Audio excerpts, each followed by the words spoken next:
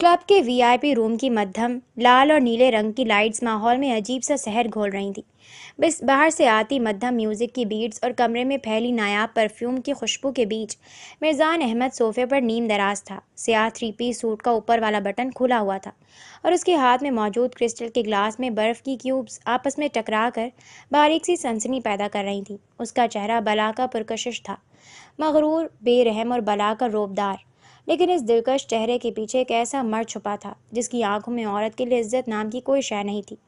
उसके बिल्कुल पास उसकी सेक्रेटरी और आजकल की नई गर्लफ्रेंड हिना उसके कंधे पर सर टिकाए बैठी थी। वो पिछले चंद हफ्तों से मिर्जान की तवज्जो हासिल करने में कामयाब रही थी और यही बात उसे सातवें आसमान पर ले जा रही थी, पर नहीं जानती थी हर खूबसूरत नई लड़की को मिर्जान की यही तवज्जो और गिफ्ट्स हासिल होते थे जो उसे हो रहे थे।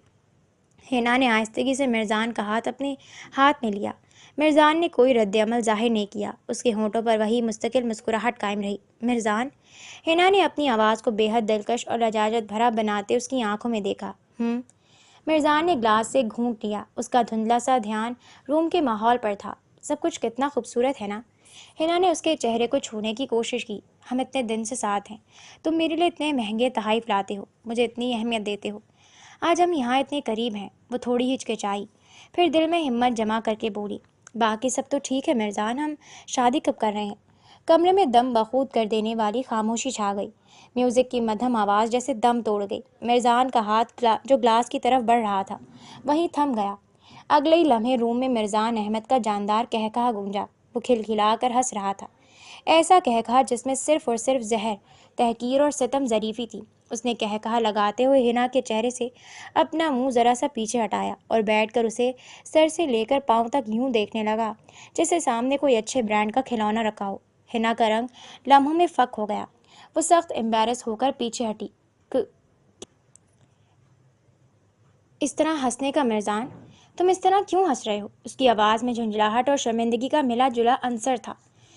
मिर्जान की हंसी आहिस्तगी से रुकी, लेकिन उसके चेहरे पर मौजूद सितम ज़रीफ़ाना मुस्कुराहट और गहरी हो गई। उसने क्रिस्टल का गिलास टेबल से वापस उठाया और हिना की तरफ झुका। उसकी काली आंखों में इतनी ठंडक थी कि हिना की रीढ़ की हड्डी में सनसनी दौड़ गई। तुम्हें वाकई लगता है ना कि मैं तुमसे शादी करूंगा? मिर्जान ने इतनी नरमी से पूछा जैसे किसी बच्चे की नादानी पर बात कर रहा हो। फिर उसका लहजा अचानक सख्त हुआ। तुम सोच भी कैसे सकती हो ऐसा? हिना का चेहरा गुस्से और बेइज्जती से सुर्ख होने लगा। क्या मतलब? मैं कैसे सोच सकती हूँ मिर्जान? हम इतने दिनों से एक दूसरे के साथ हैं, बात करते हैं।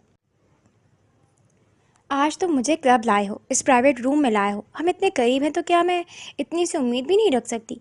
बीबी, मिर्जान ने बात काटते हुए उंगली उठाई और एक बार फिर हल्का सा हंसा। जितना करीब तुम इस वक्त बैठी हो ना, तुम जैसी बहुत सी लड़कियां मेरे आगे पीछे फिरती हैं। शादी का सोचना तो दूर की बात, ख्वाब में भी मत लाना, और ख़ास तौर पर तुम जैसी लड़की से शादी कभी नहीं भाई। हिना की आंखें हैरत और सदमे से फैल गईं। तुम कहना क्या चाहते हो? सीधी सी बात है हिना। मिर्जान ने सोफे की पुष्ट से टेक लगाई और सिगरेट की डिब्बी निकालते नहायत लापरवाही से बोला, तुम्हारी जैसी लड़कियां सिर्फ वक्त गुजारने के लिए होती हैं, तफरीह के लिए, दिल बहलाने के लिए, लाइफ पार्टनर बनने के लिए नहीं। मिर्जान, हिना सोफे से झटके से उठी। उसके हाथ गुस्से से कांप रहे थे। तुम मुझे इस्तेमाल करने की कोशिश कर रहे हो। मिर्जान ने लाइटर जलाकर सिगरेट सुलगाई और धुआं हिना के चेहरे की तरफ छोड़ते हुए सर्द नज़रों से उसे देखा। कोशिश? उसकी आवाज़ में इस्तेहज़ा था। मैं मिर्जान अहमद तुम्हें इस्तेमाल करने की कोशिश कर रहा हूँ, या तुम खुद अपनी मर्जी से सजी सवरी रेशमी कपड़े पहनकर मेरे करीब आई हो? मिर्जान आगे को झुका। उसका लहजा अब दिल चीरता हुआ और जहरीला हो चुका था। और वैसे भी हिना, ये सब कुछ तुम मुफ्त में तो नहीं कर रही ना? मेरे कार्ड्स इस्तेमाल करती हो, मेरे दिए हुए महंगे हैंडबैग्स और जेवरात पहनकर घूमती हो। अगर तुम्हें लगता है कि तुम्हारा सौदा अधूरा रह गया है तो बोलो, मैं तुम्हारी और कीमत अदा कर देता हूँ।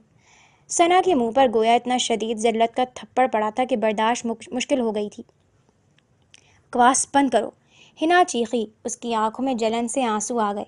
मैं कोई ऐसी वैसी लड़की नहीं हूँ मिर्जान, ऐसी वैसी लड़की नहीं हूँ, इसीलिए तो मेरे रूम तक आ गई। मिर्जान की नज़रों में ऐसी तहकीर थी कि हिना को लगा जैसे वो तार तार हो गई हो। मिर्जान ने सिगरेट का एक लंबा कश लिया। कोई शरीफ लड़की रात के इस पहर क्लब के बंद कमरे में नहीं बैठती। मैं ये सोच कर आई थी कि तुम मुझसे मोहब्बत करते हो, तुम मुझसे शादी करोगी, हिना की आवाज़ रोहा सी हो गई। मिर्जान ने तीखी मुस्कुराहट उछाली। अच्छा, फ़र्ज़ करो अगर मेरा इरादा तुमसे शादी का होता भी, तो क्या तब भी शादी से पहले ये सब कुछ जायज़ हो जाता जो तुम आई थी? ये शराफत और मज़लूमियत का ढोंग किसी और के सामने रचाना है ना? मिर्ज़ान अहमद तुम जैसी बीसियों देख चुका है। तुम बस मेरी नई सेक्रेटरी थी और मुझे तुम में थोड़ा इंटरेस्ट था, जब ख़त्म हो चुका है। हिना ने नफ़रत से मिर्ज़ान को देखा। उसका पूरा वजूद बेइज्जती की आग में जल रहा था। तुम एक गंदे और नीच इंसान हो मिर्ज़ान। हिना ने उंगली उठाकर धमकी दी। मैं तुमको छोड़ूंगी नहीं, याद रखना। तुम मुझे यूं इस्तेमाल करके फेंक नहीं सकते। मैं तुम्हें बर्बाद कर दूंगी। मिर्ज़ान के चेहरे पर गुस्सा उभरा। उसकी बर्दाश्त जवाब दे गई। वो सोफे से यूं उठा जैसे कोई शेर शिकार पर झपटने वाला हो। उसने एक ही कदम में फासला तय किया और हिना की कलाई को इतनी सख्ती से मरोड़ा कि हिना के मुंह से चीख बरामद हुई। तुम मुझे बर्बाद करोगी? मिर्ज़ान का चेहरा हिना के चेहरे के बिल्कुल करीब था। उसकी आवाज़ में इतनी हलाकत खेज़ी थी कि हिना को खौफ आने लगा। तुम सोच भी नहीं सकती कि मैं तुम्हारे साथ क्या कर सकता हूँ हिना। तुम अभी जानती नहीं हो मिर्ज़ान अहमद को, कि मैं किस कदर ख़तरनाक हूँ। तुम्हारा क्या हश्र कर सकता हूँ, और तुमसे पहले कितनों की अकल ठिकाने लगाकर उन्हें गुमनामी में फेंक चुका हूँ। इसका तुम्हें अंदाज़ा भी नहीं है। उसने हिना को झटके से दरवाजे की तरफ धकेला। तुम मेरा मूड ख़राब कर चुकी हो। अब फ़ौरन यहाँ से दफ़ा हो जाओ, इससे पहले कि मैं अपने गार्ड्स को बुलाकर तुम्हें घसीटते हुए बाहर फेंकवा दूँ। आउट! हिना ने लरसते हुए हाथों से अपनी कलाई को सहलाया। उसकी आंखों में खौफ और बेपनाह नफरत की आग तप रही थी, पर मिर्ज़ान के इस खौफनाक रूप के आगे वो कुछ बोल न सकी। उसने अपने सैंडल को फर्श पर फेंका और दरवाज़ा ज़ोर से खोलकर बाहर निकल गई। मैं तुम्हें नहीं छोड़ूंगी मिर्ज़ान अहमद, उसने जाते जाते मुड़कर नफरत से कहा। अब तक तुम्हें मोम की गुड़ियाँ मिली होंगी, मैं तुम्हें बताती हूँ कि मैं क्या चीज़ हूँ। मिर्ज़ान ने उसकी बात पर सिर्फ कहका लगाया। दरवाज़ा उसके सामने मुंह पर खुद ही बंद हो गया और उसने आराम से सिगरेट का धुआं हवा में छोड़ते अपनी ड्रिंक का ग्लास दोबारा उठा लिया।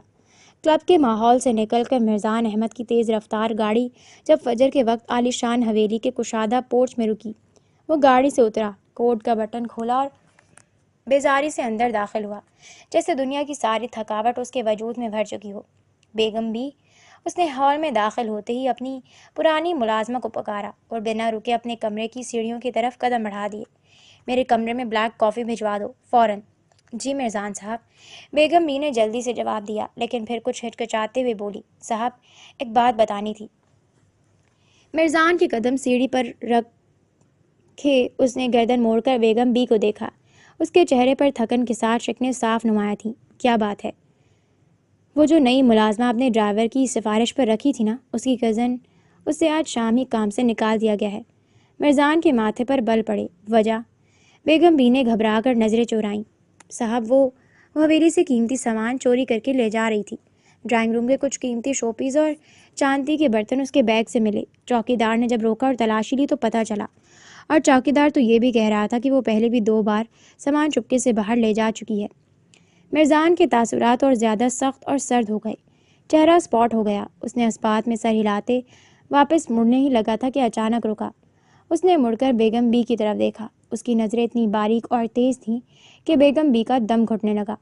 बेगम बी, मिर्ज़ान ने मशकूक नज़रों से देखते धीरे से पूछा, इस हवेली में हर नई आने वाली मुलाजमत चोरी क्यों निकलती है? बेगम बी का रंग लम्हों में जर्द पड़ गया। उसने डर के मारे फ़ौरन अपना सर नीचे झुका लिया, जैसे मिर्ज़ान की नज़रों का सामना करने की हिम्मत न हो।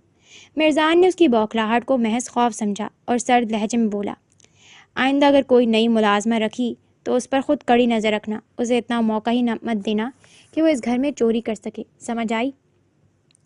इससे पहले कि बेगम भी कुछ बोलती, मिर्ज़ान ने उकताकर अपना सर हिलाया और ज़ेरे लब इडियट्स बड़बड़ाता हुआ सीढ़ियाँ चढ़कर अपने कमरे की तरफ चला गया। उसके कमरे का दरवाज़ा बंद होने की आवाज़ आते ही बेगम बी ने अपनी रुकी हुई सांस बहाल की। सीने पर हाथ रखते अपनी तेज़ होती धड़कनों को काबू करना चाहा। उनकी आंखों में खौफ और बेबसी के आंसू तैरने लगे। या अल्लाह, मैं क्या करूं? वो कांपती हुई आवाज़ में खुद से बड़बड़ाई। इससे पहले कि मिर्ज़ान साहब को सच मालूम हो, मैं खुद ही ये काम छोड़कर चली जाऊं, या मेरे साथ कोई बड़ा हादसा हो जाए, मुझे ये हवेली छोड़ देनी चाहिए। उसने अपने बूढ़े लरसते हाथों को देखा और बेबसी से सर झटका। पर मैं काम छोड़ूं भी तो कैसे? मिर्ज़ान साहब को नौकरी छोड़ने की क्या वजह बताऊंगी? अगर मैंने भागने की कोशिश की तो वो दरिंदा इंसान मुझे वैसे ही मार डालेगा, और अगर काम ना छोड़ा तो मैं इस गुनाह में मुलव्वस होते हुए अपने لب خاموش رکھتے ضمیر کی موت ماری جاؤں گی۔ بیگم بی کا جسم خوف سے کانپ اٹھا۔ تو جس دن مرزان صاحب کے سامنے اس حویلی کی سچائی آئی، جس دن انہیں پتہ چلا کہ ان لڑکیوں کے ساتھ اصل میں کیا ہوتا ہے، وہ مجھے زندہ نہیں چھوڑیں گے، وہ کسی کو نہیں بخشیں گے۔ یا اللہ، میں کس دوراہے پر کھڑی ہوں، میں کہاں جاؤں؟ بیگم بی نے اپنی ساڑی کے پلو سے اپنی آنکھوں سے بہتے ہوئے گرم آنسو پوچھے، اپنے خوف کو اندر دبایا اور آہ بھرتے ہوئے مرزان کے لیے بلیک کافی بنانے کچن کی طرف بڑھ گئی۔ اگلی صبح کی کرنیں ایک چھوٹے سے مگر صاف ستھرے گھر کے کمرے کو روشن کر رہی تھیں۔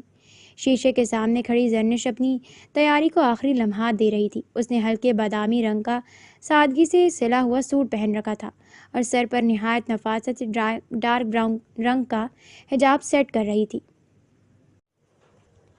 کلب کے وی آئی پی روم کی مدھم اس کا رنگ دودھیا گورا تھا، جو براؤن حجاب کے گرد اور بھی نکھر کر سامنے آ رہا تھا۔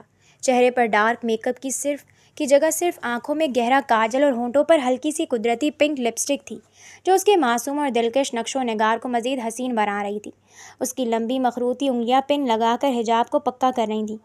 وہ بلا کی خوبصورت تھی، لیکن اس کی خوبصورتی میں ایک عجیب سی سنجیدگی تھی۔ یا اللہ، آج بھی مدد فرما دینا، اس نے شیشے میں دیکھتے دل ہی دل میں دعا مانگی۔ اتنی بڑی انڈسٹری، احمد انڈسٹریز میں انٹرویو ہے، بس دعا ہے کہ وہاں اچھی پوسٹ اور مناسب سیلری مل جائے تاکہ گھر کے حالات کچھ سنبھل سکیں۔ اس نے اپنا بیگ اٹھایا اور کمرے سے باہر نکل آئی۔ چند گھنٹوں بعد وہ احمد انڈسٹریز کی بلند و بالا شاندار عمارت کی راہداریوں میں چل رہی تھی۔ چاروں طرف شیشے کے چمکتے ہوئے پینلز، نفیس فرنیچر اور ٹھنڈا ماحول تھا۔ انٹرویو پینل کے سامنے بیٹھ کر اس نے نہایت اعتماد، شائستگی اور صفائی سے اپنے تمام سوالات کے جواب دیے۔ آخر کو وہ MBA کی ڈگری ہولڈر تھی، لیکن انٹرویو کے اختتام پر جو آفر اسے ملی، اس نے زرنش کے سارے ارمانوں پر پانی پھیر دیا۔ شام کو جب زرنش گھر لوٹی تو اس کا چہرہ بجھا ہوا تھا اور قدموں میں تھکن اور مایوسی کا وزن تھا۔ گھر کا چھوٹا سا لاؤنج، جہاں اس کی والدہ اور چھوٹی بہنیں بڑی امید کے ساتھ اس کا انتظار کر رہی تھیں، زرنش کو یوں داخل ہوتے دیکھ کر خاموش ہو گئیں۔ زرنش بیٹا، کیا ہوا؟ انٹرویو کیسا رہا؟ امی نے فوراً آگے بڑھ کر اس کا ماتھا چوما اور امید بھری نظروں سے دیکھا۔ زرنش نے اپنا بیگ صوفے پر رکھا اور بے بسی سے بیٹھ گئی۔ امی، مجھے نوکری تو مل گئی ہے، لیکن اس نے سختہ زدہ لہجے میں بتایا، انہوں نے مجھے کیشیئر اور ریسیپشنسٹ کے کاؤنٹر کی جاب آفر کی ہے۔ سیلری بھی بہت ہی کم ہے، میری قابلیت کے حساب سے تو کچھ بھی نہیں ہے۔ ریسیپشنسٹ؟ اس کی چھوٹی بہن نے حیرت سے کہا، آپی، آپ نے MBA کیا ہے، فائنانس میں آپ کی اتنی زبردست گرپ ہے اور وہ آپ کو کاؤنٹر پر بٹھا رہے ہیں؟ زرنش نے مایوسی سے سر جھکا لیا۔ اب کیا کروں، مارکیٹ کے حالات اتنے خراب ہیں کہ کہیں اور سے فی الحال کوئی کال نہیں آ رہی۔ تو پھر اب کیا کریں گی آپی؟ بہن نے ہمدردی سے پوچھا۔ زرنش نے اپنے چہرے کو ہاتھوں میں چھپا لیا۔ کچھ نہیں، فی الحال یہ نوکری جوائن کر لیتی ہوں، ریسیپشن پر بیٹھ کر کام شروع کروں گی اور ساتھ ساتھ دوسری کسی اچھی جگہ اپلائی کرتی رہوں گی۔ جیسے ہی کوئی بہتر جاب ملی، یہ والی فوراً چھوڑ دوں گی۔ وہ رنجیدہ لہجے میں بڑبڑائی، بھلا بتاؤ، اتنی راتیں جاگ کر MBA کرنے کا کیا فائدہ ہوا، جب اتنی پڑھائی اور اتنی محنت کے بعد بھی یہی کاؤنٹر کی نوکریاں کرنی ہیں؟ گھر کے ماحول میں خاموش سی اداسی پھیل گئی۔ امی نے پیار سے اس کے شانے پر ہاتھ رکھا اور حوصلہ دیا، پر زرنش کا دل اندر سے بہت پریشان تھا۔ سورج نکلنے کے ساتھ ہی زرنش نے اپنی نئی روٹین کا آغاز کیا۔ اس نے نہایت سادہ سا گہرا براؤن لباس زیبتن کیا، سر پر براؤن حجاب نفاست سے سمیٹا، آنکھوں میں ہلکا سا کاجل لگایا اور خود کو سنبھال کر گھر سے نکل پڑی۔ احمد انڈسٹریز کے عالیشان ہال میں داخل ہوتی ہی HR مینیجر نے اسے ریسیپشن کاؤنٹر کی طرف رہنمائی کی۔ مس زرنش، یہ آپ کی ڈیسک ہے۔ مینیجر نے اسے سسٹم پر لاگ ان کرنا، انٹریز درج کرنا اور وزٹرز کو ہینڈل کرنے کے تمام SOPs تیزی سے سمجھائے۔ آپ کو تمام آنے جانے والی فائلز، وزٹرز کی انٹری اور کیش کاؤنٹر کی لک آفٹر یہیں سے کرنی ہوگی۔ کوئی غلطی نہیں ہونی چاہیے۔ ہمارے باس مرزان احمد صاحب ڈسپلن کے معاملے میں ذرا بھی رعایت نہیں کرتے۔ زرنش نے سنجیدگی سے سر ہلایا۔ جی سر، میں سمجھ گئی۔ مینیجر کے جانے کے بعد زرنش نے کاؤنٹر پر رکھے کمپیوٹر کو آن کیا، فائلوں کو سلیقے سے برابر کیا اور اپنے چہرے پر پیشہ ورانہ مسکراہٹ سجا کر اپنی کرسی پر بیٹھ گئی۔ آفس کی شیشے کی بڑی ڈیوائڈنگ وال کے باہر ایک چمکتی ہوئی سیاہ لگژری گاڑی آ کر رکی۔ ڈرائیور نے فوراً باہر نکل کر اکب کا دروازہ کھولا۔ گاڑی سے براؤن 3 پیس سوٹ میں ملبوس، آنکھوں پر سیاہ سن گلاسز لگائے ایک انتہائی حسین اور جاذب نظر شخص باہر نکلا۔ اس کی چال میں بے پناہ غرور اور تکبر تھا، لیکن اس سے پہلے کہ وہ اندر کی طرف قدم بڑھاتا، اچانک درجنوں میڈیا رپورٹرز مائکس اور کیمرے لیے دھناتے ہوئے پورچ کی طرف دوڑے۔ گارڈز نے انہیں روکنے کی کوشش کی پر رپورٹرز شور مچاتے ہوئے اس کے بالکل قریب پہنچ گئے۔ سر مرزان، سر 2 منٹ، کیا آپ کے اوپر جو الزام لگا ہے وہ سچ ہے؟ سر، کیا حنا مسعود جو آپ کی پرسنل سیکرٹری تھی، ان کے ساتھ آپ نے اپنے کلب روم میں پائے گئے؟ سر، الزام ہے کہ آپ نے ان کے ساتھ غلط کرنے کے بعد انہیں نوکری سے نکال دیا اور دھمکیاں دی۔ وہ اس وقت ہسپتال میں شدید زخمی حالت میں زیر علاج ہیں۔ آپ کا اس پر کیا کہنا ہے؟ میڈیا کے بیہودہ اور اچانک سوالات پر مرزان احمد کے قدم یکلخت تھم گئے۔ اس کی آنکھوں پر لگے سن گلاسز کے پیچھے جھانکتی سیاہ پتلیوں میں صدمہ اور حیرت ابھری، کیونکہ وہ تو اس پورے معاملے سے بالکل بے خبر تھا۔ وہ رات کو اسے بھگا کر چین کی نیند سویا تھا۔ یہ ہسپتال اور زبردستی کا ڈرامہ کہاں سے آ گیا تھا؟ کیا بکواس کر رہے ہو تم لوگ؟ مرزان کی آواز میں شعلے لپکنے لگے۔ وہ غصے سے گرجا۔ کیا بکواس کر رہے ہو؟ سر، حنا مسعود نے اپنے میڈیکل ایگزامینیشن کے بعد آپ کے خلاف زبردستی کا بیان دیا ہے۔ کیا آپ تسلیم کرتے ہیں؟ رپورٹر نے مائک اس کے چہرے کے قریب کیا۔ مرزان کے چہرے کی رگیں تن گئیں۔ اس کا غصہ ضبط سے باہر ہونے لگا۔ اس نے غضبناک نظروں سے گارڈ کی طرف دیکھا اور ہاتھ کے اشارے سے حکم دیا، باہر پھینکو ان سب کو، دفع کرو یہاں سے۔ گارڈز نے فوراً ایکشن لیتے ہوئے رپورٹرز کو دھکے دے کر پورٹ سے باہر نکالنا شروع کر دیا۔ رپورٹرز کے کیمرے چمک رہے تھے اور وہ دور سے بھی چیخ رہے تھے، لیکن مرزان نے غصے سے اپنا براؤن کوٹ درست کیا، سن گلاسز اتارے اور سخت ترین تاثرات لیے آفس کے شیشے کے مرکزی دروازے سے اندر داخل ہو گیا۔ وہ سیکنڈ راہداری سے گزرتا ہوا اسٹریٹ لفٹ کی جانب بڑھ رہا تھا، جہاں غصے کی وجہ سے اس کے قدموں کی چاپ پورے ہال میں گونج رہی تھی۔ کچھ فاصلے پر ہی ریسیپشن کاؤنٹر تھا، جہاں زرنش بیٹھ کر اپنا کام سنبھال رہی تھی۔ وہ اس بات سے بالکل انجان تھی کہ یہ شخص کون ہے اور آفس کا اصل مالک ہے۔ اس نے سوچا کہ شاید کوئی بہت بڑا اور معزز کلائنٹ غصے میں اندر چلا آ رہا ہے۔ زرنش نے شائستگی کے اصولوں کے تحت فوراً اپنی کرسی سے کھڑی ہوئی۔ Good morning sir. مرزان اتنے غصے میں تھا کہ اس نے زرنش کی طرف دیکھا تک نہیں۔ اس نے چلتے چلتے بس ہوا میں ہاتھ اٹھا کر لاپرواہی سے اسے بیٹھنے کا اشارہ دیا اور آگے بڑھنے لگا، بغیر کسی اپوائنٹمنٹ لیٹر یا انٹری کے۔ کسی کلائنٹ کو یوں سیدھا باس کے پرائیویٹ زون اور لفٹ کی طرف جاتے دیکھ کر زرنش کا فرض منصبی جاگ اٹھا۔ سر، رکیں۔ زرنش کی آواز گونجی۔ آپ ایسے اندر نہیں جا سکتے بغیر اپوائنٹمنٹ کے۔ مرزان کے قدم وہیں جم گئے۔ اس نے آہستگی سے گردن موڑی۔ اس کے ماتھے پر غصے سے گہرے بل پڑے ہوئے تھے۔ اس نے سرد، غضبناک نگاہیں اٹھا کر کاؤنٹر پر کھڑی حجاب والی لڑکی پر جمائیں۔ کیا آپ مجھ سے مخاطب ہیں؟ مرزان نے اتنے ٹھنڈے لہجے میں پوچھا کہ زرنش کو ماحول کا درجہ حرارت گرتا ہوا محسوس ہوا۔ زرنش نے ایک لمحے کے لیے اس کے شاندار اور روبدار سراپے کو دیکھا، پر خود کو سنبھال کر اس بات میں سر ہلایا۔ جی سر۔ مرزان نے اپنے سینے پر انگلی ٹکائی۔ میں اندر نہیں جا سکتا۔ زرنش نے ہمت جمع کر کے دوبارہ سر ہلایا۔ جی، بغیر اپوائنٹمنٹ کے اندر جانا الاؤڈ نہیں ہے۔ مرزان نے غصے کو ضبط کرتے لبوں کو سختی سے بھینچا۔ وہ اس بات میں سر ہلاتا ہوا دھیرے دھیرے ریسیپشن کاؤنٹر کے قریب آیا۔ اس کے وجود کی ہیبت سے کاؤنٹر کی گرد پھیلی خوشبو بدل گئی۔ اس نے زرنش کے ڈر سے تھوڑے بڑے ہوتے چہرے کو دیکھا اور نہایت دھیمی پر ہلاکت خیز آواز میں پوچھا، جانتی ہو میں کون ہوں؟ زرنش کے دل کی دھڑکن تیز ہوئی۔ اس بوجھل شخصیت کے آگے اسے عجیب سی گھبراہٹ محسوس ہونے لگی، لیکن اس نے اپنے چہرے پر سنجیدگی برقرار رکھتے ہوئے کہا، آپ جو کوئی بھی ہوں سر، اصول سب کے لیے برابر ہیں۔ بغیر اپوائنٹمنٹ کے اندر جانے کی اجازت نہیں ہے۔ مرزان کے چہرے کے زاویے بری طرح بگڑنے لگے۔ وہ پہلے ہی باہر میڈیا کے بیہودہ اور گھٹیا سوالات پر کھول رہا تھا، اوپر سے یہ نئی حجاب والی لڑکی اسے اور زیادہ عاجز کر رہی تھی۔ اس سے پہلے کہ مرزان کا پارا 7ویں آسمان پر پہنچتا اور وہ اس لڑکی کی دھجیاں اڑا دیتا، HR مینیجر بھاگتا ہوا وہاں پہنچا۔ Sir good morning sir. Manager نے ہانپتے ہوئے مرزان کو وش کیا اور پھر زرنش کو ایسی خون خوار نظروں سے گھورا جیسے اسے ابھی کچا چبا جائے گا۔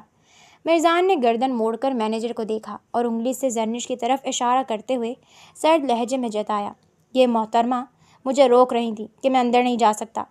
مینیجر کا رنگ پیلا پڑ گیا۔ اس نے فوراً مرزان سے معذرت کی۔ I am extremely sorry sir, very sorry. اس لڑکی نے آج ہی جوائن کیا ہے، اسے معلوم نہیں تھا کہ آپ کون ہیں۔ میں ابھی اسے سمجھاتا ہوں سر، آئندہ ایسی غلطی نہیں ہوگی۔ مرزان نے غضبناک تیکھی نگاہ کاؤنٹر پر کھڑی زرنش کی معصوم کاجل بھری آنکھوں پر ڈالی کہ زرنش کا سارا اعصاب شل ہونے لگے۔ بغیر کچھ مزید کہے مرزان مڑا، لفٹ کی جانب بڑھا، جس کا دروازہ اس کے داخل ہوتے ہی بند ہو گیا۔ جب لفٹ اوپر چلی گئی تب جا کر زرنش نے، جو اب تک اپنی سانس سے روکے کھڑی تھی، لمبی سانس کھینچی۔ اس کے ہاتھ ہلکے سے کانپ رہے تھے۔ تم پاگل ہو زرنش؟ مینیجر اس پر برسا۔ تمہیں معلوم بھی ہے وہ کون تھے؟ وہ پوری احمد انڈسٹریز کے مالک ہیں، مسٹر مرزان احمد۔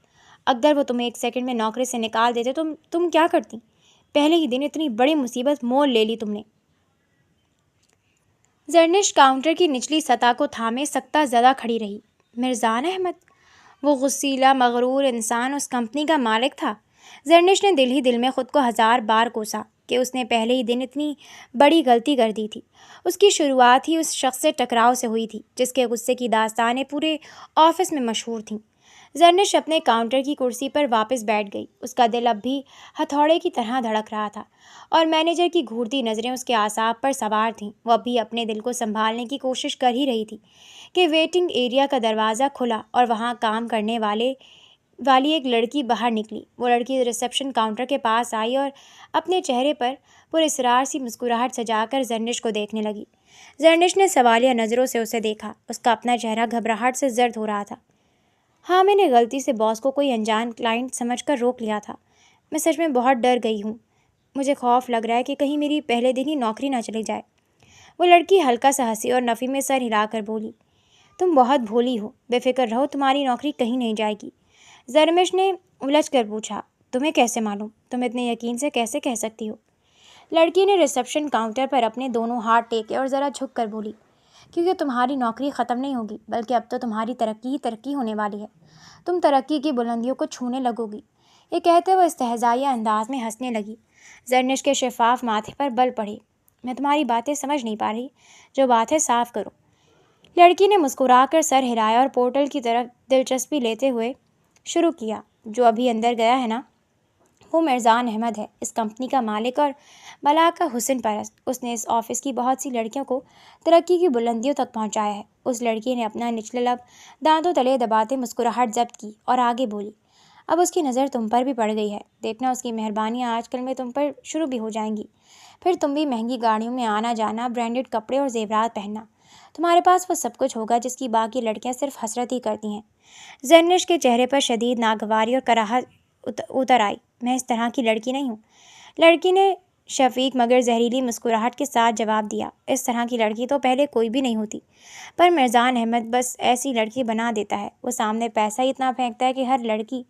زرنش کا وجود غصے سے کانپنے لگا۔ اس نے لڑکی کی بات درمیان میں ہی کاٹی اور ریسیپشن ڈیسک پر زور سے ہاتھ رکھتے ہوئے اس کی طرف جھک کر گھرائی، اپنی بکواس بند رکھو، میں نے کہا نا میں اس طرح کی لڑکی نہیں ہوں۔ لڑکی نے لاپرواہی سے شانے اچکائے۔ دیکھ لیں گے۔ زرنش کا دل کیا سامنے کھڑی لڑکی کا منہ توڑ دے، لیکن پھر لبوں پر طنزیہ مسکراہٹ نمودار ہوئی۔ پھر تو تمہاری بھی بہت ترقی ہو گئی ہوگی۔ زرنش کے اس الٹے تیکھے سوال پر سامنے کھڑی لڑکی کے چہرے کی مسکراہٹ لمحوں میں سمیٹ گئی۔ وہ خاموش ہو گئی۔ زرنش نے اس کی خاموشی پر مزید طنز کرتے ہوئے پوچھا، کیا ہوا؟ ترقی نہیں ہوئی تمہاری، یا باس کا دل بھرنے پر واپس لے لی گئی ہیں ساری ترقیاں؟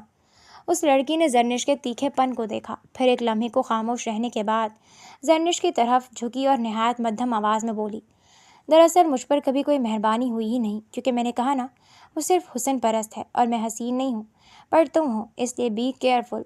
یہ کہتے وہ لڑکی مڑی اور اپنے کام کی طرف چلی گئی، جبکہ زرنش کا چہرہ غصے اور بے عزتی کی تپش سے سرخ پڑنے لگا۔ اس نے فوراً اپنا ذہن جھٹکا، تاؤس پڑھ کر اپنی حواس بحال کی اور واپس اپنی کرسی پر بیٹھ کر سسٹم کی طرف دیکھنے لگی۔ دوپہر تک آفس کا ماحول عجیب سی چیمہ گوئیاں کا گڑھ بن چکا تھا۔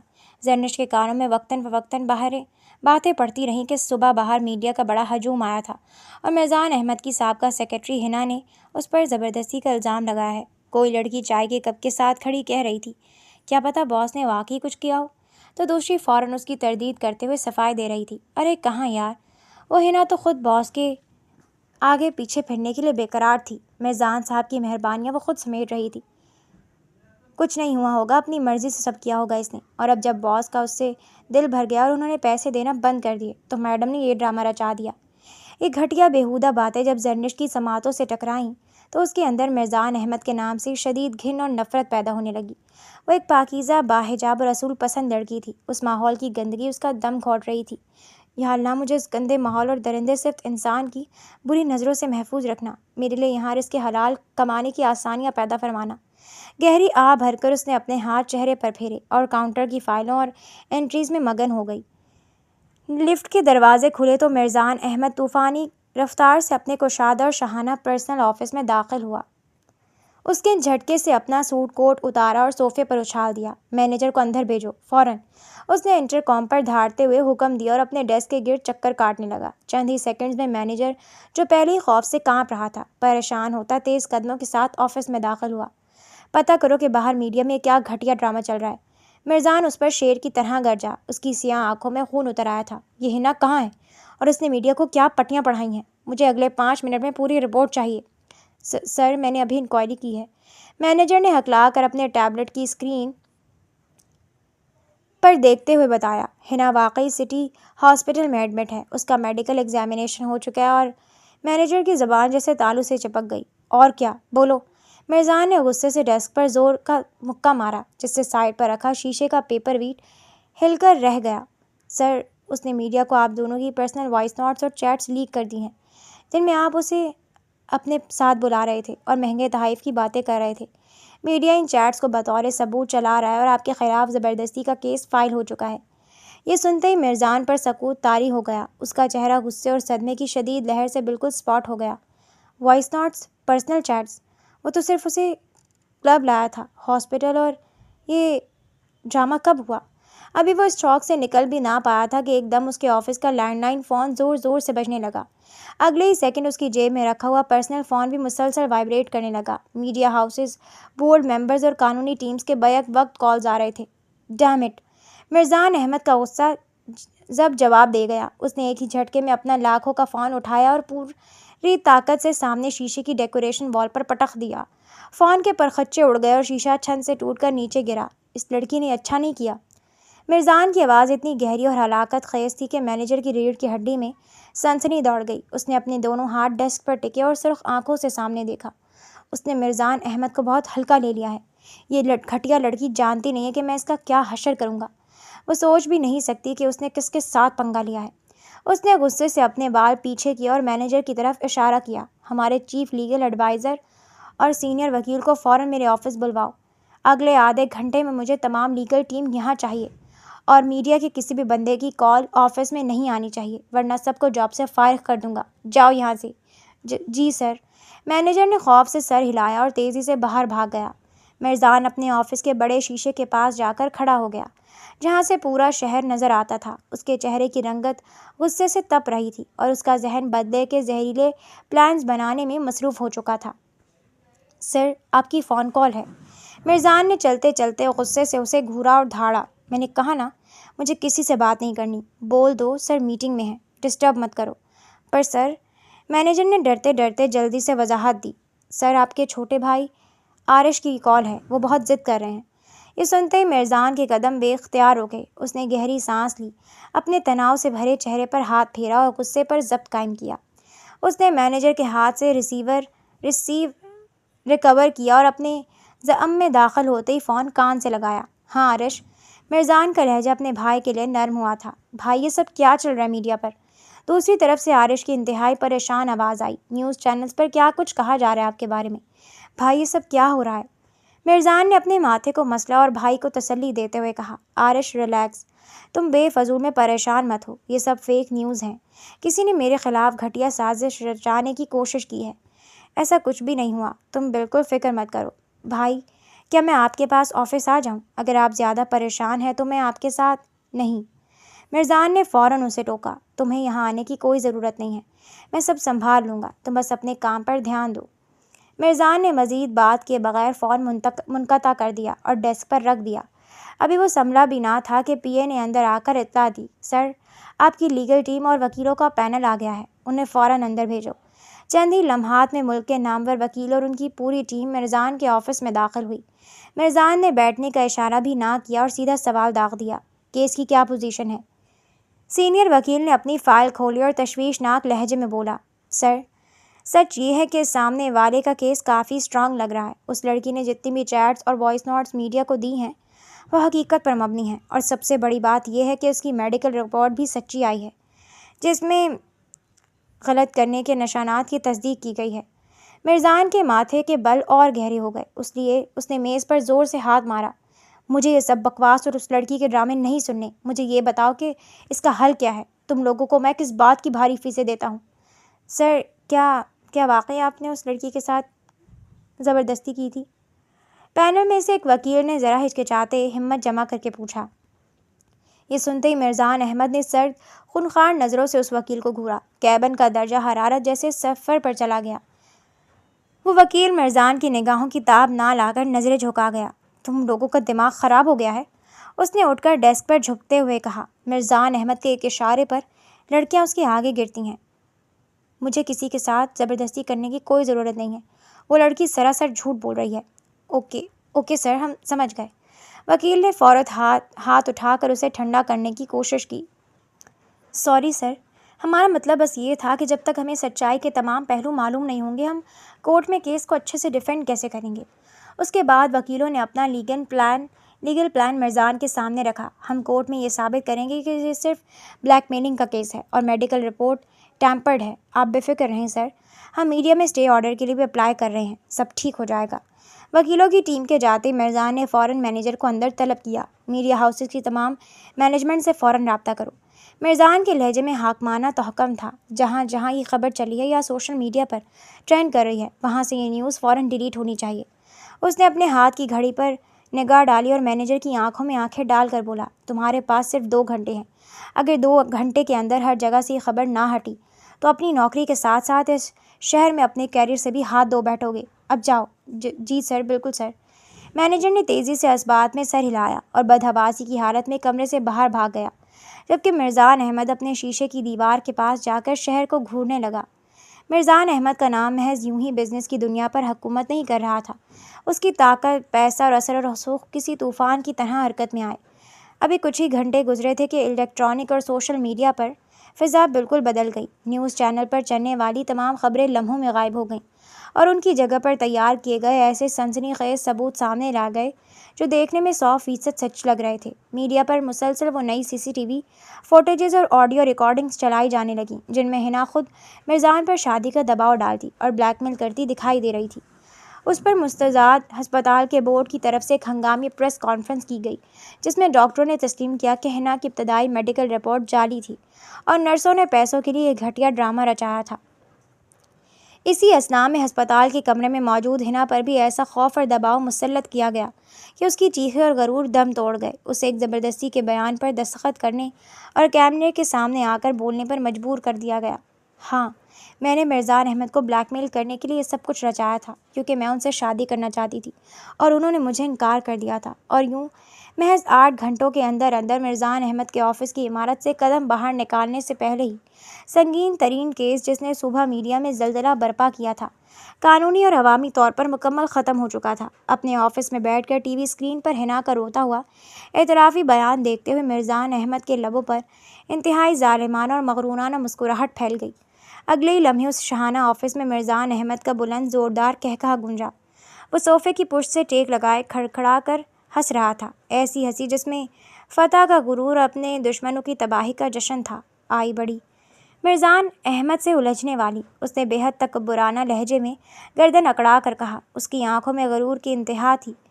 جانتے نہیں ہیں کہ مرزان احمد کیا چیز ہے؟ مجھ سے ٹکرانے والے خود اپنے ہاتھ کاٹ بیٹھتے ہیں۔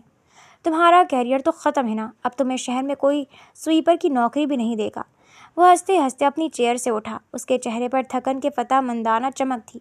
اس نے اپنے فون پر دوست کی ڈائلنگ کی اور فون کان سے لگایا۔ ہیلو یار، آج پارٹی کا موڈ ہے، کلب میں مجھے جوائن کرو، اپنی ایک اور کامیابی کو سیلیبریٹ کرنا ہے۔ دوسری طرف سے خوش آمدید سن کر اس نے فون کاٹ کر ڈیسک پر پھینکا۔ مرزان نے لائٹر سے سگریٹ سلگائی، اس کا لمبا اور گہرا کش لیا اور دھواں فضا میں بکھیرتے واپس گلاس وال کے سامنے جا کر کھڑا ہو گیا۔ شیشے کے پار نیچے آفس کے باہر کا پورا منظر بالکل صاف نظر آ رہا تھا۔ میڈیا کی گاڑیاں واپس جا چکی تھیں، ہجوم چھٹ چکا تھا اور سڑک پر چہل پہل جاری تھی۔ مرزان احمد نے سگریٹ کا دھواں شیشے پر چھوڑتے پورے شہر کو یوں دیکھا جیسے وہ اس زمین پر بسنے والے ہر انسان سے زیادہ طاقتور انسان ہو۔ اسے اندازہ بھی نہیں تھا کہ اس کا یہ تکبر اب کس راستے پر جا رہا تھا اور قسمت اس کے لیے کون سا اگلا موڑ لے کر آ رہی تھی۔ آفس آورز کافی دیر پہلے ختم ہو چکے تھے۔ تمام ملازمین اپنے اپنے گھروں کو جا چکے تھے اور پورٹل کی تمام بڑی لائٹس آف ہو چکی تھیں۔ پورا فلور گہرے اور پرسکون اندھیرے میں ڈوبا ہوا تھا، لیکن مرزان احمد ابھی تک اپنے آفس میں لیپ ٹاپ کی اسکرین کو تکتا سگریٹ کے دھوئیں کے مرغولے اڑا رہا تھا۔ بالآخر جب وہ اپنے آفس کا دروازہ کھول کر باہر نکلا تو بوٹوں کی چاپ خالی راہداری میں گونجنے لگی۔ اس کا مینیجر فائل سنبھالے اس کے بالکل پیچھے مؤدبانہ قدم بڑھا رہا تھا۔ چلتے چلتے مرزان کے قدم بے اختیار خاموش پڑے خاکی رنگ کے مین ریسپشن ڈیسک کے پاس جا کر تھم گئی۔ اس کے یوں اچانک رکنے پر پیچھے آتا مینیجر بھی فوراً رک گیا۔ اس نے مرزان کی نگاہوں کا تعاقب کیا جو خالی ریسپشن پر جم چکی تھیں، اور معاملے کی نظر سمجھتے ہوئے خود ہی بول پڑا، سر وہ جو نئی لڑکی آئی ہے اس کا نام زرنش ہے۔ وہ آج وقت پر کام ختم کر کے جا چکی ہے۔ کافی ڈیسنٹ اور اپنے کام سے کام رکھنے والی لڑکی ہے سر۔ مرزان نے اپنی سیکرٹری کا ایک ایک لفظ خاموشی سے سنا۔ اس کے چہرے پر کوئی تاثر ابھرا نہ ہی اس نے کوئی سوال کیا۔ وہ چند سیکنڈز یوں ہی اس خالی ڈیسک کو گھورتا رہا، پھر بنا کچھ کہے خاموشی سے ہال وے پار کر کے باہر کی طرف بڑھ گیا اور عمارت سے باہر نکل آیا۔ باہر پورچ میں اس کی چمکتی بلیک لگژری گاڑی پہلے سے تیار کھڑی تھی۔ ڈرائیور نے مرزان کو آتے دیکھا تو فوراً آگے بڑھ کر ادب سے پچھلا دروازہ کھولا۔ مرزان خاموشی سے گاڑی کی نرم چمڑے کی سیٹ پر بیٹھ گیا۔ ڈرائیور نے دروازہ بند کیا اور گاڑی نرمی سے مین روڈ کی طرف بڑھا دی۔ گاڑی کا شیشہ ذرا سا نیچے تھا۔ باہر شاپنگ مالز، سڑک کے چراغ اور تیز رفتار ٹریفک کے مناظر اس کی آنکھوں کے سامنے سے تیزی سے گزر رہے تھے۔ اس کی نظروں کے سامنے صبح کا پورا منظر گھوم گیا۔ کیس کا ڈرامہ، میڈیا کی افواہیں، حنا کی ذلت اور پھر اس کی اپنی فتح، اور انہی سب ہنگاموں کے بیچ ایک خاموش سا عکس۔ گاڑی کی ٹھنڈی ہوا میں مرزان احمد نے شیشے سے باہر دیکھتے ہوئے زیر لب ایک نام دہرایا، زرنش۔ نام کی مٹھاس اس کے مغرور لہجے میں بالکل نایاب تھی، بے خبر کہ یہ نام اس کی زندگی میں طوفان لانے والا تھا یا سکون۔ گاڑی کا رخ شہر کے سب سے گرینڈ اور مہنگے نائٹ کلب کی طرف تھا۔ مرزان احمد اپنے دوست کے ساتھ کلب کے VIP سیکشن میں داخل ہوا تو ماحول ہاؤس میں میوزک کی تیز بیٹس، نیون لائٹس اور پرفیومز کی خوشبو سے مہک رہا تھا۔ مرزان نے اپنے کوٹ کے بٹن کھولے اور فلور پر آ گیا۔ اس کی شخصیت کا سحر ایسا تھا کہ چند ہی لمحات میں کئی لڑکیاں اس کے ارد گرد جمع ہو گئیں اور اس کے قریب ہونے کی کوشش کرنے لگیں۔ وہ نائٹ کلب کی فضا میں اپنے دوست کے ساتھ ڈانس کر رہا تھا۔ اسی اثنا میں ایک نایاب ماڈل لڑکی جو پہلے بھی ایک بار مرزان کے ساتھ آئی تھی، اس نے بغیر کسی ہچکچاہٹ کے مرزان کا ہاتھ مضبوطی سے پکڑا اور اپنی اداؤں سے اسے روم کی طرف کھینچنے لگی۔ مرزان نے اپنے ہاتھ پر اس کی گرفت محسوس کی اور فوراً اپنے قدم روک لیے۔ اس نے نہایت لاپرواہی سے اپنا بازو اس کی گرفت سے چھڑایا۔ آج نہیں۔ لڑکی نے ہار نہ مانی۔ اس نے دوبارہ مرزان کا ہاتھ تھام کر اس کی چھاتی پر ہاتھ رکھا اور انتہائی لجاجت سے بولی، کم آن مرزان، آج تو اتنی بڑی وکٹری کا دن ہے، چلو نا۔ یہ سنتے ہی مرزان کے ماتھے پر شکنیں ابھریں۔ اس کی کالی آنکھوں میں اچانک خونخوار سردی در آئی۔ اس نے لڑکی کے ہاتھ کو جھٹک کر پیچھے دھکیلا اور اسے اتنی سختی سے جھڑکا کہ ارد گرد کا ماحول ایک سیکنڈ کے لیے سن ہو گیا۔ میں نے کہا نا، آج نہیں۔ مرزان نے اس کے بالکل قریب ہو کر سرد آواز میں کہا، مجھے ایک ہی چیز بار بار استعمال کرنے کی عادت نہیں ہے، اور دوبارہ مجھے میری مرضی کے خلاف ہاتھ لگانے کی غلطی مت کرنا۔ اس کا جملہ کسی تھپڑ کی طرح اس